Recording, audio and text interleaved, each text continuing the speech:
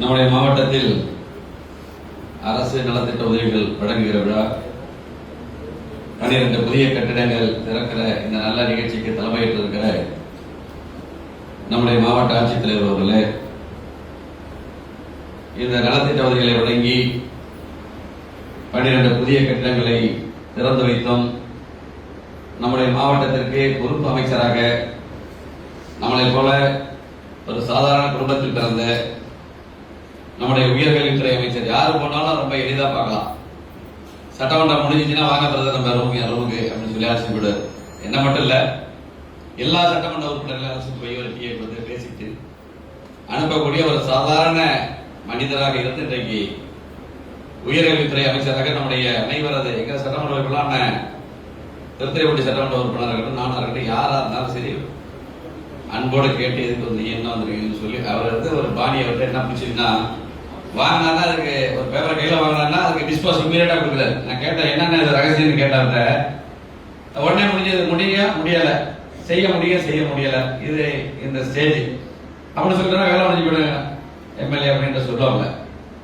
அதுக்குள்ள ஒரு நல்ல பாலிசி தான். ஏன்னா வாங்கிட்டு நாளைக்கு பாக்குறேன் இல்லை இன்னொரு நாள் இலைய விடுறதை விட கையில வாங்கி வச்சுட்டு அதுக்கு இமீடியட்டா டிஸ்போஸ் கொடுக்கறது. அது நான் தான் கத்துக்கிட்டேன். 2-3 நிகழ்ச்சியிலே கத்துக்கிட்டேன். நம்ம அமைச்சர் உள்ளபடியே பாராட்டக்கூடியவர். நம்ம மாவட்டத்துக்கு ஒரு பொருத்தமான பொறுப்பு அமைச்சர், எல்லா சூழ்நிலையும் தெரிந்தவர், அறிந்தவர். நம்மளை பற்றி நம்முடைய திருவாரூர் மாவட்டத்தில் விவசாயிகள் தொழிலாளர்கள் நிறைந்திருக்கிற இந்த மாவட்டம்.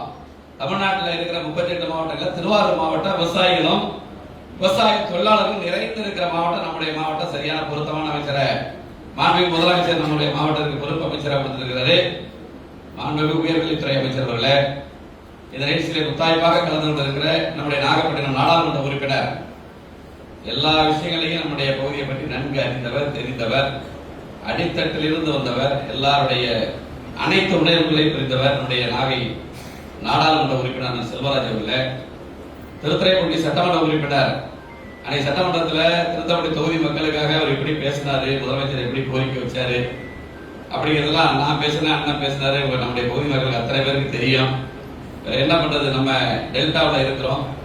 இயற்கை நம்மளுக்கு வஞ்சிக்கும் போது நம்முடைய முதலமைச்சரை நம்முடைய மாவட்ட ஆட்சித்தலைவர் அணுகி நம்முடைய மக்களுடைய குறைகளை நிறைகளை என்ன இஷ்யூ இருக்குன்றத அவங்க கேட்டு நம்ம பெறணும்.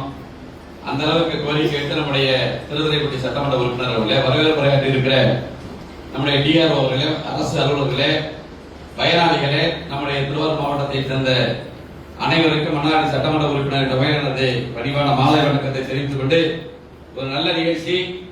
மாசத்துக்கு ஒரு நாள் 15 நாளுக்கு ஒரு நாள் நம்முடைய மாவட்டத்துக்கு பொறுப்பு அமைச்சராக நான் வர்றேன், அங்க இருக்கிற குறைகள் எல்லாம் கேளுங்க அப்படின்னு சொல்லி நம்முடைய பொறுப்பு அமைச்சருக்கு வந்திருக்கிற ஒரு வாரமா உடம்பு முடியாம வந்திருக்காரு. நீ எப்படியோ சட்டமன்றம் ஆரம்பிக்கிற முன்னாடி பட்ஜெட் கூட்டத்தில் முன்னாடி நம்ம பத்தி தெரிஞ்சுட்டு போனோம், பட்ஜெட்ல சொல்லணும் முதலமைச்சர்கிட்ட அப்படின்னு நல்ல உணர்வோட வந்திருக்கிறாரு.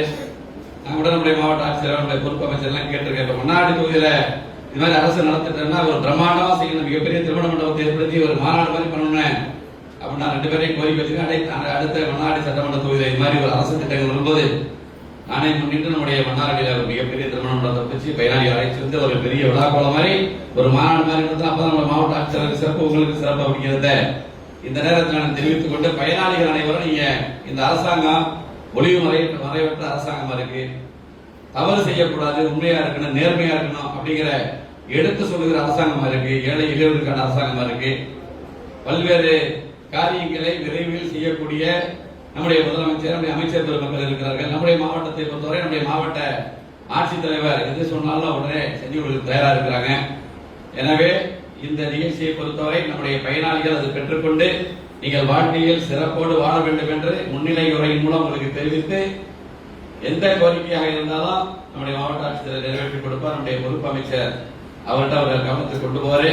இப்ப நாங்களே நம்முடைய மாவட்ட ஆட்சியர் தான் சொல்றேன், எல்லா பகுதியும் குடிநீர் பிரச்சனை இருக்கு, லோ வோல்டேஜ் கரண்ட் இருக்கு சார், இந்த இக்கட்டான சூழல். இப்ப நேரத்துக்கு தண்ணீர் மழை பெஞ்சு கர்நாடகாவில் கபினில தண்ணி திறந்துருக்காங்க, சற்று ஆறுதலா இருக்கு. இல்லன்னு வச்சுங்க, நம்ம எல்லாம் குடிநீருக்கு கஷ்டப்படக்கூடிய சூழல் ஒரு 15 நாள் வந்துடும். இயற்கை நமக்கு கை கொடுக்குது, இயற்கை தமிழ்நாட்டுக்கு கை கொடுக்குது அப்படின்னு தான் நம்ம நினைக்கணும். இல்லைன்னா நீங்க கர்நாடகா நமக்கு செய்யற துரோகத்திற்கு, கர்நாடகா முதலமைச்சர் நமக்கு செய்யற துரோகத்திற்கு நம்ம நிச்சயமா எல்லாரும் ரொம்ப சங்கடப்படணும், கஷ்டப்படணும். குடிநீருக்காக கூட ஒரு கையேற்றக்கூடிய சூழல் இயற்கை தமிழ்நாட்டுக்கு கை கொடுத்திருக்கிறது. இயற்கை நம்முடைய டெல்டா மாவட்டத்திற்கும் கை கொடுத்திருக்கிறது, இயற்கை நம்முடைய திருவாரூர் மாவட்டத்திற்கும் கை கொடுத்திருக்கிறது. எனவே இந்த ஆட்சியில் சிறப்பான நலத்திட்டங்களை நீங்கள் பெற்றுக்கொண்டு அனைவரும் சிறப்போடு வாழ வேண்டும் என எனது முன்னிலைகள் மூலம் முடிக்கிறேன். நன்றி, வணக்கம்.